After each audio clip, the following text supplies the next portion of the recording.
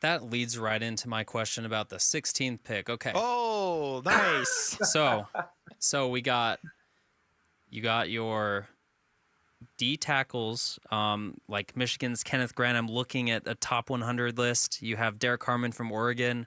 Do you think the interior of that defensive line, like there's a good chance, and that's a rising chance now that they got edge covered, that they are looking at defensive tackles with that 16 pick? Or do you think like this is just wide open now? It's, you look at offensive guards, you look at even offensive tackles. Like, where do you think, I guess, the just getting the edge situation figured out takes us here? Yeah, I think it's going to happen really on either side of in the trenches, and I think it can happen a number of ways. Just because 16 is kind of just in the middle of the road there. If a team wants to come up, I think it's a great trade down opportunity because there's such a good depth in targets with defensive line and offensive line. I mean, if you're at 16, I think Tyler Booker would be a really good addition, offensive guard. But like you mentioned, those two names at 16 as well, Grant and Harmon.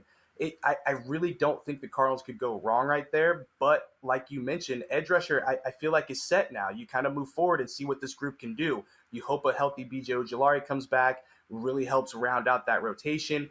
But that's kind of where I'm looking at now is in the trenches there, first couple of picks even, because you can never have too much depth as we saw last year with all the injuries that piled up. There's still a couple names out there like LJ Collier who they can bring back. But even then, I think you still have to add some more pieces. And offensively, especially with a run-first team, got to get some big maulers in there, especially if you're going to lose a guy like Will Hernandez, because you've got Evan Brown coming back, you've got Isaiah Adams, but more depth is always needed. So I think it starts in the trenches for the Cardinals now moving forward.